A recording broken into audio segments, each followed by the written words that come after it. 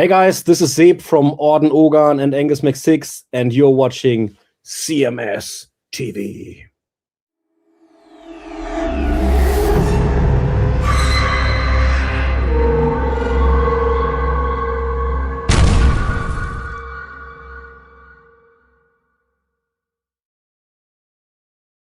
All right. Well, speaking of metal legends, I guess Blackie Lawless at this point has reached legendary status. Yes or no? Legendary status? He was kind of a very controversial figure back in the 80s. He was basically responsible for drawing the ire of Tipper Gore to where she, formed that PMRC. Yeah. And, he used a lot of profanity back then in the music, which at that time still, there wasn't really a lot of profanity-laden music. It was very blatant stuff back then. So I would say from a, I'm not going to say pioneering standpoint, but from a, I don't know, what do you want to call him? He was like one of the new generations of shock rock. I guess he took what Alice Cooper did and took it up 2 notches before Marilyn Manson came on the scene. Yeah, he broke ground. There's no question. He broke some ground. Legendary? I don't know, man. I mean, obviously he's not a Rob Halford. Yeah, I mean, I would put Rob Halford, Dickinson, Ozzy, Dio as legends. Maybe Hetfield. Iconic?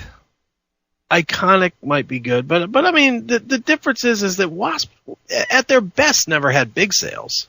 Well, I don't know. Does Iconic to be legendary? You have to have big sales. Okay, so you relate that to record sales? Somewhat, sure. I relate it to the whole package, but I mean, how many people go out? I mean, there are people that love Ozzy or Dio. Sure. I don't know. Has there ever been that kind of fans for W.A.S.P? No, I would say Notorious, maybe? Notorious, yeah, that might be a better word. Yeah, I don't think legendary, but probably one of the most notorious bands of all time. Sure. I would say it's clearly them. Sure. When it comes to a niche market as far as like shock rock is concerned. Sure. Absolutely. Because you got to remember, back in the 80s, he was drinking the blood out of those skulls and whipping meat into the audience, and obviously we've spoken about the KFD tour. Yeah, I mean, he's wild. Don't get me wrong. I love W.A.S.P. Personally, I like most of their stuff anyway. But I don't know that I would say legendary. I'd say Notorious. Notorious. That would be more apropos. Okay. All right. Well, anyway, lately Blackie has been doing press mostly in Europe because he's going to be touring in Europe, and Babylon, the new CD, has been released in Europe, won't be released here in the States until after the first of the year, which by that time anybody in the States who wanted it probably would have it by now. Yeah, well, I'd say by right now they have it. Yeah, that's what I mean. So, but nevertheless, Blackie is putting out a new message here. Yeah, it's the new Blackie Lawless. He's always been very well versed, very well spoken. He spoke about politics, and I know one of the things that Blackie has always challenged or tried to put his finger in the face of is religion. Yeah, sure, absolutely. And from my personal experiences with Blackie Lawless and interviewing him and stuff, it's pretty clear that he came up in a Catholic background. Sure.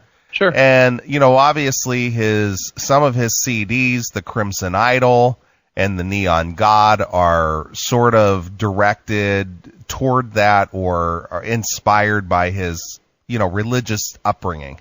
Sure, and let's not forget Unholy Terror either. Unholy Terror, the same thing. Mm-hmm. Well, it seems as if Mr. Lawless has now taken a new stance to where he's like getting himself right with the Lord, if you will. Yeah, it does seem that way, doesn't it? And with everything coming to light as of late, these wars If you know anything about the book of Revelation, it speaks of wars and rumors of wars in the Middle East, and just all kinds of prophecy. Right. You kind of get the impression that Blackie believes we're living in the last days. Yeah, definitely. He's definitely seeing that it's over in 2 years. Yeah, well, basically that's kind of the message he has, and he seems to have changed his tune. He seems like he's trying to be more of a what do you want to call leading an example? Yeah. And helping and guiding people and almost becoming like a mentor almost. Yeah, he seems to be going that route. I don't know if it's going to work with W.A.S.P fans, yeah. But hey. Well, anyway, Blackie did an interview with I think this is a podcast called Metal Zone. Okay. So it's metalzone.gr. Is that Germany? GR? Sure. What is Germany.gr? Greenland? Greenland? I don't know. I don't know. I'm not positive. So you could look it up yourself. It's called Metal Zone. Yeah. So we're going to play, the first 10 or 15 minutes of this interview here and comment along the way. But very early on, he gets into his thoughts on prophecy and his belief system now. Okay, good. At the other end of our line, we've got the reason why I started to listening heavy metal, Blackie Lawless. Hello, Blackie. Welcome in Metal Zone. Well, thank you for having me.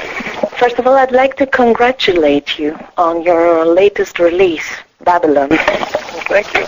Can you tell us a few things about this release? Well, it basically started about a year ago when I was watching a lot of the world leaders, especially a lot of the EU leaders, when we were experiencing what they were calling this global financial crisis. And when they were talking about that, they started saying things like, potentially having a one-world system and a one-world government and maybe even a one-world currency. And I started listening very closely to these guys, and I thought to myself, have these guys been reading their Bible? Because do they not understand what they are saying about a one-world system? Because, that's really direct Bible prophecy is what they're saying. Mm-hmm. So I went back and I started doing a pretty detailed study of Revelation in the Bible, and also other places in the Bible that had to do with prophecy. And it was very, very interesting, because it was a lot of what they were saying. And, even just a few weeks ago, I heard one of the leaders out of the EU say that they believed that by the year 2018, that they could have everybody in the EU microchipped. So if you know anything about the Bible and prophecy, they always talk about the mark of the beast. Right, sure. Well, I guess if you want to put it in modern terms, would you consider the microchipping of people the mark of the beast, receiving the mark of the beast? Well, you know what, man? That's the $1 million question: is what is the beast? If the beast is government, then yeah, I guess that would be the mark. But I don't know. That's a big reach that is. Personally, do I want to be microchipped? Hell no. Of course not. But that being said, what is considered the quote-unquote beast? Well, if you read the book of Revelation, it says if for those who don't receive the mark of the beast, you can't buy, sell, or trade. Mm-hmm. And, of course, our government recently mandated that all medical records be put into a digital format. Sure. So all your personal information will be accessible by the government as well. Well, don't we already kind of have the mark of the beast then, if we're going to say that the government is the beast, because we all have to carry ID cards? Well, I think that's leading up to it, but I think what they're talking about is something more permanent. Yeah. That this is actually on your person. Yeah, well, good luck with that. Hey, you. Why are you watching this with commercials? Go commercial-free and unlock exclusive content.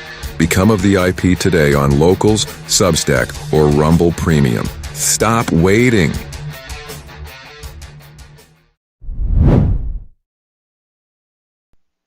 And when I heard that, I went, whoa, you know, 20 years ago, I wrote Headless Children, and in that song, there's a line that says, 4 horsemen sit high up in the saddle and waiting, and ride the bloody trail of no return.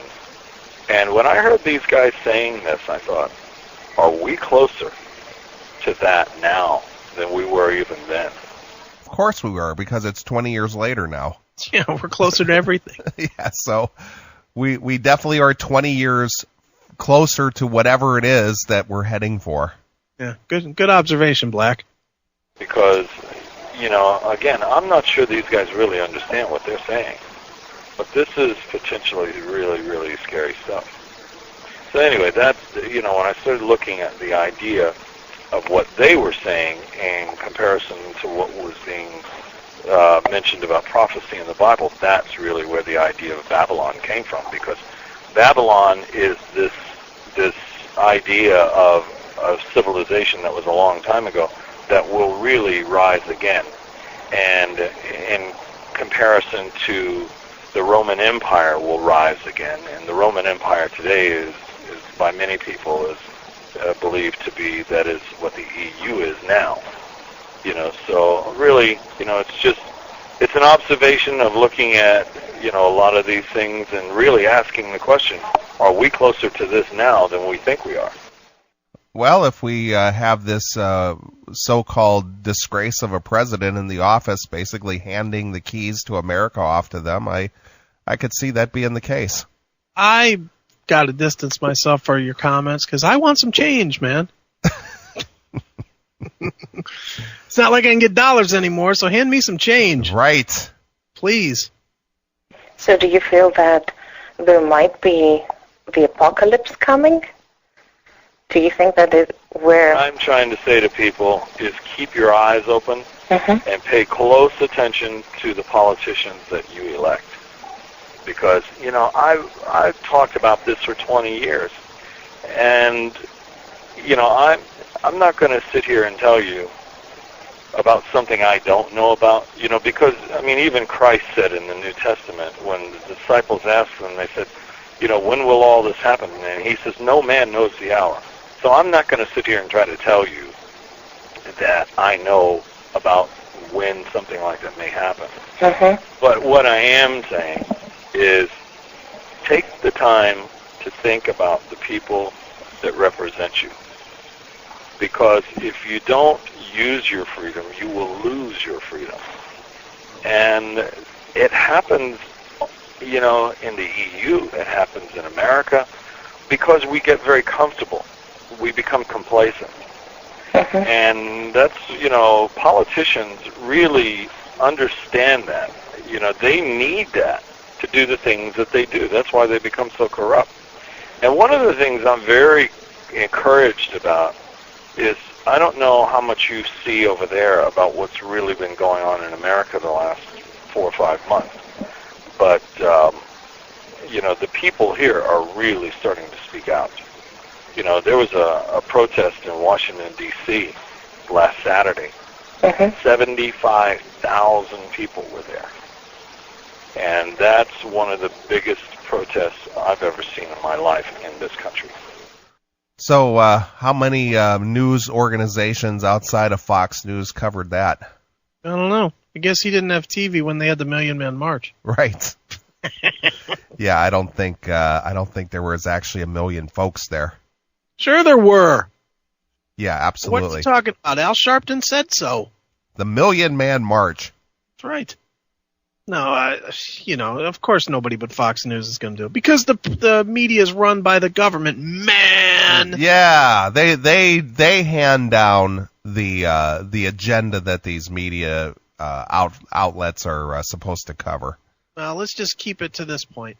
If you're looking to your television for your news, you're an idiot. I'll just leave it that way. I'm not going to support Fox News or diss on CNN or any of them, or vice versa. If you're solely getting your news from what you're seeing on television, whatever channel it is, you're a fucking dumbbell. You got to go out there and find the news. You got to look in places that, you know, normally an American wouldn't look. You know, other news is, you got to look at all the news sites, whether it's the BBC or Al Jazeera or CNN or Fox. You got to read all of it and then kind of put the pieces together and figure out where the middle is, and then you'll probably be closer to on track. All right. Thank you there, Billy Milano. And another thing. And, Obama, when he came in, a lot of people were enthusiastic about the things he was saying, but they didn't really understand what his policies were going to be because, he says one thing and he does another, like all politicians do. And people are really beginning to understand what he's about now because he's a socialist. And in America... No, he's not. What? No way. No, socialism. That's the S word. You're not allowed to say that about Obama. He just says, because he's a socialist, straight out. Let me just tell you, I'm going to get on the phone with the White House right now, and I'm calling that number that you call to report when people are saying that about President Obama. Yeah, they're going to straighten Steve Duran right out. That's right. Hello, White House. Steve Duran said that Obama's a socialist. Get him! Our system is really not based on socialism. And, his approval ratings, his popularity, has fallen faster than any other president in the history of the United States. Mm-hmm. He's below 45% now. And that's pretty amazing for a guy that just became president. That doesn't normally happen. And the reason for that is because people are starting to understand where he really wants to govern, the place he wants to govern from. Thanks for that, you sheeple. Thanks a lot, sheeple. Do you think he's really below 45%? Yeah, he's right at the 45% range. Is he really? Yep. He got a little bit of a bump a couple of weeks ago. Would put him back over the 50% mark, but then he started falling again. Well, maybe Jim Bartek could listen to his speeches every day for 500 days. Give him a little bit of a bump. Right. And is it me, or can I not go a day without seeing this guy on TV? Who, Obama? Yeah. I go a day without it because I've stopped watching news. Yeah, well, what I mean is I cannot watch TV or even read my online news without seeing this guy on there. Well, let me just tell you, dude, in all fairness, man, I mean, the arrival of the great God, the great Messiah. Well, as Sean Hannity would put it, the anointed one. That's right. I mean, don't you think that even in biblical times they expected when Jesus came back that that whatever media we had would be all about it, right? I suppose so. So the media is all about covering the Messiah. I guess. Guy's a fucking joke. Which is really from a socialistic point of view. And that's the reason that all these protests are going on. The one that was in Washington last weekend is not the only one. It's been happening in every major city in the United States for the last couple of months. I was a little kid in the 60s, but I still remember the protests that went on because of the Vietnam War. What is happening in America right now is bigger than that. It's much bigger than that. And you may not be... That's because we got more people now. Yeah, I'd just like to say I find Blackie Lawless's comments to be extremely racist, and I think he should be charged with hate crimes for this. Right. And he's very racist by not supporting Obama. Right. And while you're at it, get that Chris guy on that classic metal show, too. Yeah, get that. Get him, too. That's right, pal. He's speaking out against you. Get him. I'm speaking for him. I said I wanted change. Right. Seeing it over there, because I know that most of the media, especially in Europe right now, is very pro-Obama. So they're going to do their own version of censorship. They're not going to really show you everything that's going on. But believe me when I say to you, this is the biggest thing I've ever seen in this country in my lifetime. Do you feel that as an artist, it's kind of your debt to speak out to your perception of the world and what's going on? Do you feel that it's kind of your duty to point out what you feel is wrong? I think... Oof. Well... Was that a question that I asked Udo? Yeah, I think so. Yeah, sure. Well, you know what I always like about these interviews? What's that? Is that these interviewers never challenge him on anything. No, of course They never not. ask the question. They never engage him in conversation. They ask the question, let him state it, and then they move on. Yeah, of course. They're already looking at their sheet for the next question. Yeah, so she didn't even agree, disagree, elaborate on anything. She just waited till he was done, and then she just asked the next question. Well, let's not forget, too, dude, that people are scared to death to talk about politics. I guess. There's that stupid myth that, oh, my God, if you say something bad about the president, somebody's going to knock at your door and take you away. Well, no, it's not it. They're only going to do that if you threaten them. Right. Right now, anyway. Yeah, right now. Yeah, but once the agenda gets put in there, socialist agenda, you know I'm going. Right. It is an interesting word because, in all honesty, that is precisely the way I feel. Because, I was blessed beyond compare. My life has been really pretty amazing. I've been given so much. And, when you're 20 years old, all 20-year-olds are the same. They're all selfish, and they're only interested in themselves.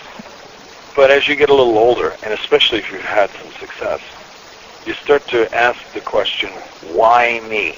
Why was I chosen to do this? And when you start to ask yourself those questions, the one thing that keeps coming back to you is you start to understand that you're here to perform a service. And I am one of those people that I feel I'm a messenger. And I think that that's what really my job is. That's my purpose in life. Most people go through life trying to figure out what their purpose is. Mm-hmm. But this is, and they never find it, and that's sad. But I've been lucky enough and blessed enough to have this shown to me what I'm supposed to do. And really what I do for a living and what you do for a living is very similar. There's very little difference. I mean, we're both reporters. All right. So he said what it's been shown to me. Yeah. So I wonder at what point did he have this revelation that now all of a sudden he's a messenger? I'm thinking it was probably about the time he was laying on the floor clutching his heart. Probably. That's my guess. Yeah. So you think due to his physical ailments, he's had sort of a change of heart, pardon the pun.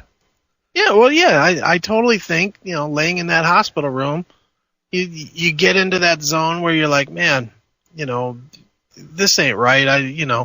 You question your life and you question your morality and everything else, and then you either go one way or the other. You either say, yeah, that's the way it should be, or I need to change this, or what I'm thinking is crap. Right. And I think through, it's no secret he's had a bunch of health problems over the last 2 to 3 years. Right. So I honestly think, and he said about a year ago is when he started writing this album and researching Revelations and stuff. Well, what was going on around then? Recovery from some kind of a heart ailment. Sure. So he had nothing but time. Right.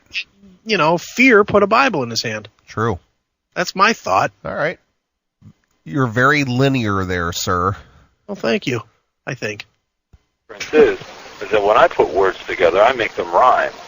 But that's really the only difference, because what I'm doing is the same as you. I'm writing down what I see, the things I hear, and I'm reporting back to the people on it, and from my experience, because I've got to see so many things in the world and go so many places, I see it from a point of view that most people are never going to see it from, because you go enough places and you see enough things, and you'll start to begin to understand the real truth of what's going on, because every country, I don't care who they are, whether it's Greece, whether it's America, or whether it's Russia, there's going to be censorship by the government to some degree. It may not be as bad as Russia or China, but there's going to be influence from the government over the media to some degree, someplace. He's getting into the conspiracy theory here. You know, he's talking real quick though about how, you know, he's a reporter and he writes what he sees. What do you think he was reporting on when he wrote Dirty Balls? Well, this was before the transformation. But he's always been a reporter. Sure. Sure. That just popped into my mind. I'm just wondering. Yeah. Well, maybe he was in the shower one day and he was, you know, looked down and thought, "Damn, it's about time I took a shower." Yeah, no kidding. I got dirty balls. I think I'll write a song about that. Put the soap down, grab a pen. Are worse than others, but they're always going to tell you, or by the influence they have over the media, because they have friends in the media, they have people that have very specific interests tied to that government at the time. So they're going to be friendly to that. The media will be friendly to the government. That's certainly happening here in the United States with Obama.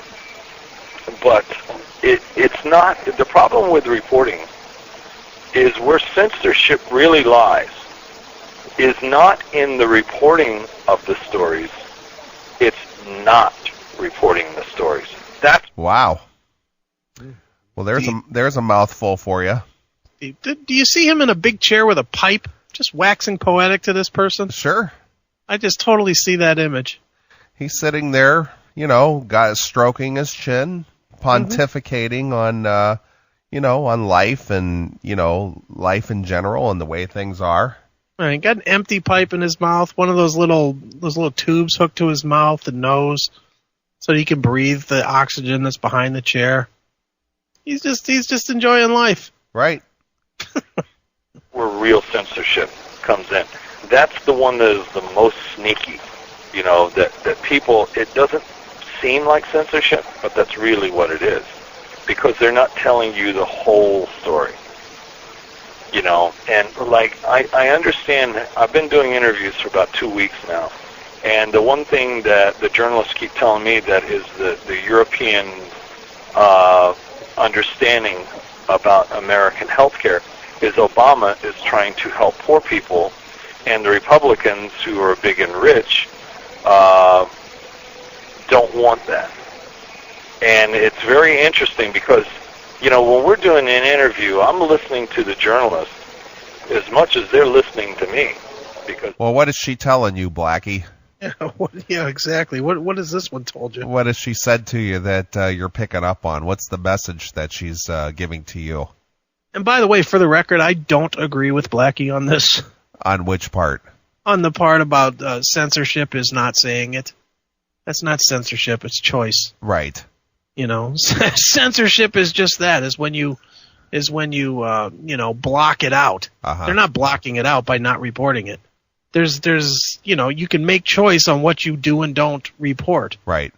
You know, if 9/10 of the people are not choosing to report it, you know, do I think they should report it fairly and balanced and all that other shit? Sure. But the reality is that they don't. And again, I go back to my original point that people are just lemmings, man. They just they listen for news bites, and that's where they get their whole.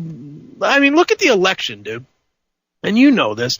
How many times did we talk to people, whether it was fans calling in or people in your office or people that you knew or whatever, where they would say, "Yeah, I'm going to vote for Obama," and then you would say back to them, "Really? What issues is important to you, and why are they important? What is he saying that's right?" And nobody had an answer. Well, at least he's not Bush.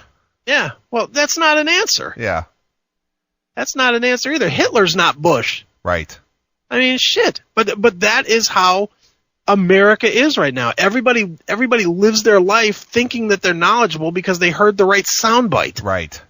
It's fucking silly. And if you want to talk about the youngsters who actually went out there and voted, because this was the biggest, you know, young people's turnout was what they were voting for was a young, hip black guy. Yeah, exactly. They weren't voting for a president. They weren't voting for his stance on certain issues. They were voting because he was a young, hip black guy. Wouldn't it be cool to have a young, hip president? Yeah, look, I saw him on MTV. How cool is that? Yeah, I saw him listening to and telling us what was on his iPod. Yeah, that was cool, man. I got the same iPod he does. And I saw him on Ellen, and he was on there dancing. He was dancing with Ellen. You know how Ellen comes out and does that cool dance around the audience? Well, he was up there dancing, and he was cool and hip. Yeah, he was something. I'm voting for him. Yeah, thanks a lot, Burger King kid. Right. Appreciate that. You know, you who makes $6 an hour and doesn't pay more than fucking 3 cents of every dollar for your tax. Thanks a lot. Because we're getting fucked because of you. I'm trying to really see what they're interested in because, you know, the best interviews are conversational, you know, where you go back and forth and you have a mixture of ideas going on. Mm-hmm. And when I listen to those journalists, I get an idea of what their media is telling them in their country. And so it's very interesting. Like I said, it's not, you know, what they're telling you, it's what they're not telling you. And that's really, that too is censorship. You know, so from my point of view, to be able to go to a lot of different places and see a lot of different things, I feel my job is to tell the truth the best I can. No matter whether it's good or it's bad, you know, it's just tell the truth. You know, because all art is designed to make people think. Whether it's music or movies or, you know, paintings, anything like that. You know, if it doesn't make you think, then it's not really art. And in the music world, if it doesn't make you think, then it's just somebody making pop music. Get ready. The Classic Metal Show is live every Saturday from 9 p.m. to 3 a.m. Eastern. It's always uncensored. Watch on CMS TV, Rumble, Odyssey, or X. Taking a swipe at, you know, the pop music scene. Yeah, that's good.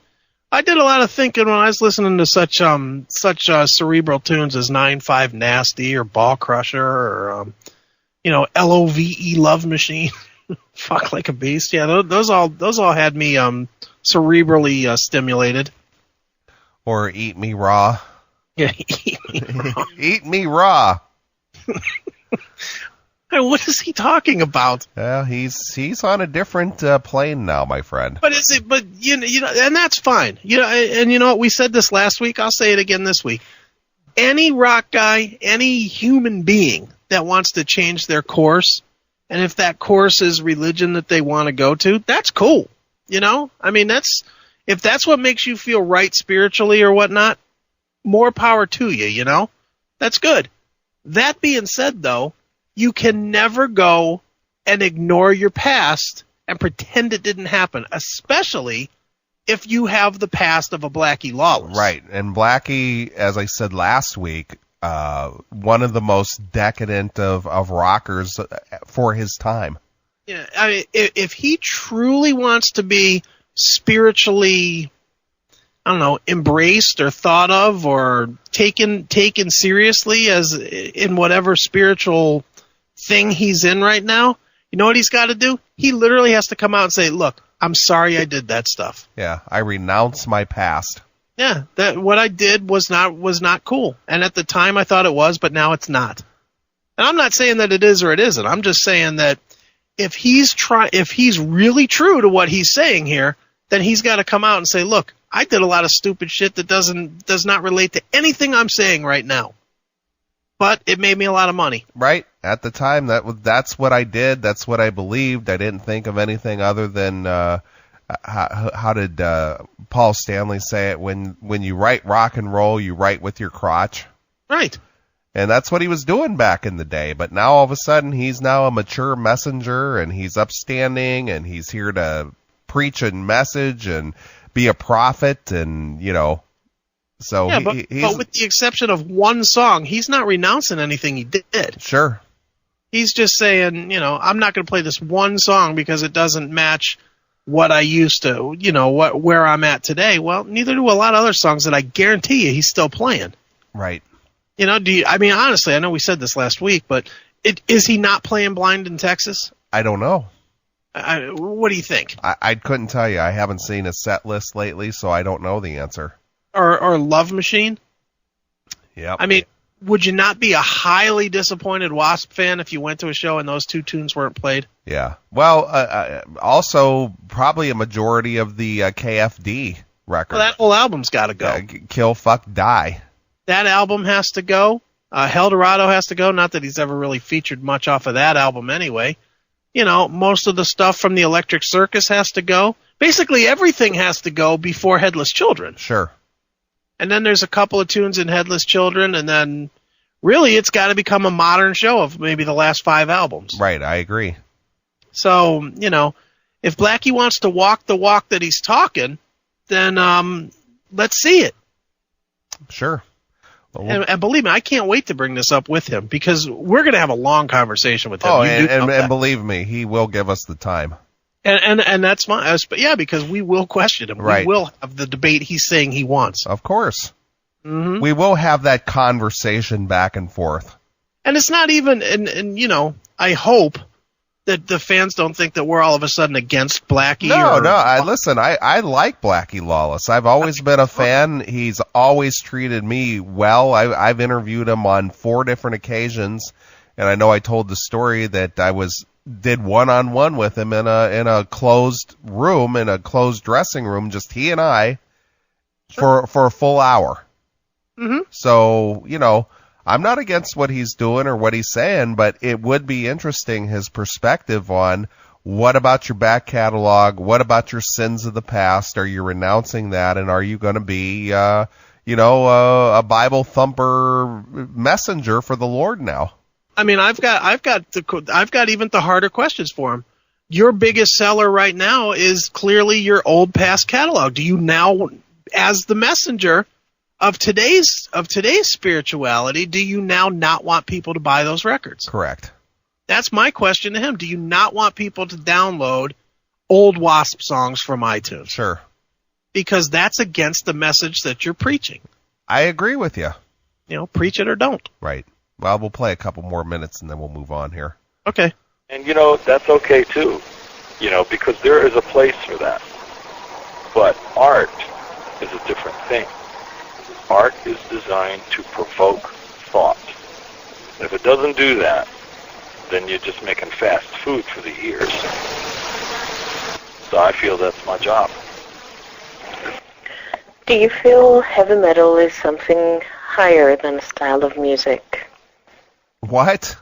What? Do you feel heavy metal is something higher than a style of music? Like what? Is it its own religion? Like it transcends just normal music? Is it a language? Yeah, well, let's see. We'll listen to his answer here, and then we'll move on. All right. I mean, do you feel it's a way of life, a wake-up call?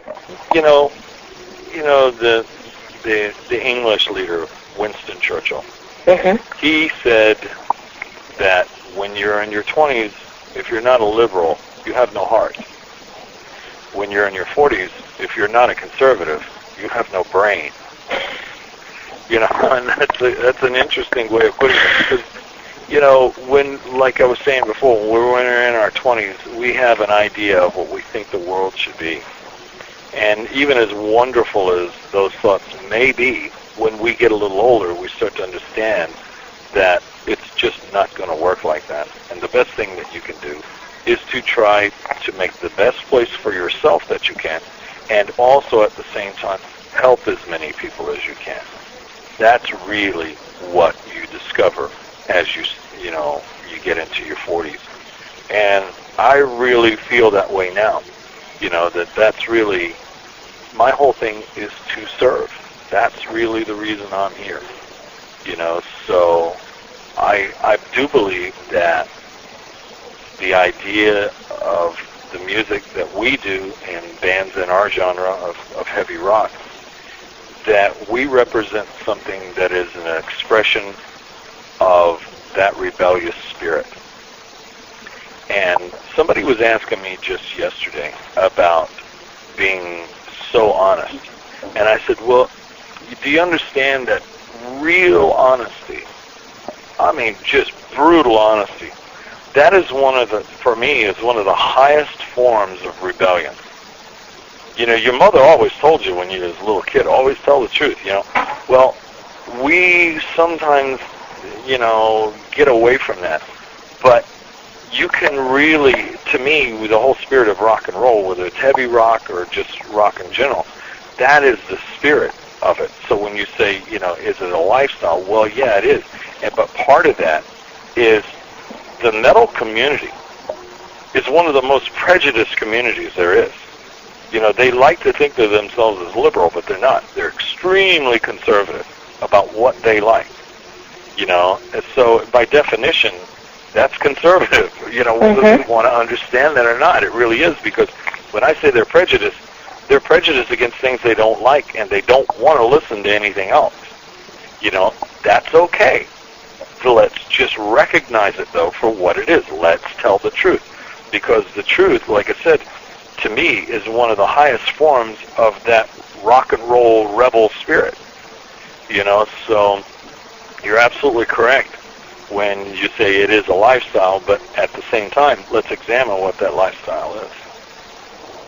All right, there you go. Thanks, Black. So I guess we're rebels because I think we tell the truth here on the show. So we're rebels, Chris. We're really conservative. Yeah, we are. Oh, you got that right, because I certainly don't want to be called a fucking lib. Yeah, no kidding. Fuck that. All right, well, there you go. There's Blackie Lawless speaking to Metal Zone. I guess that's Greece. Greece? Okay. Yeah, .gr, Greece. Greece. That makes sense. Okay.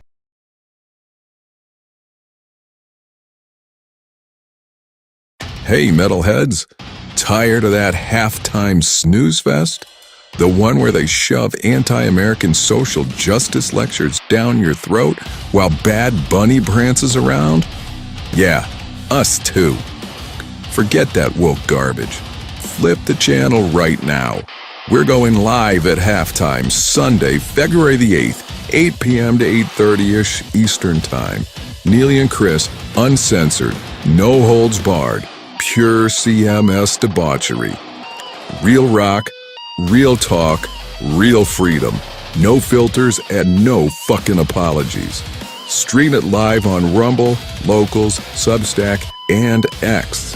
Just switch over from the game, ditch the bullshit, and join the party. The Classic Metal Show halftime show, because metal doesn't kneel, motherfucker.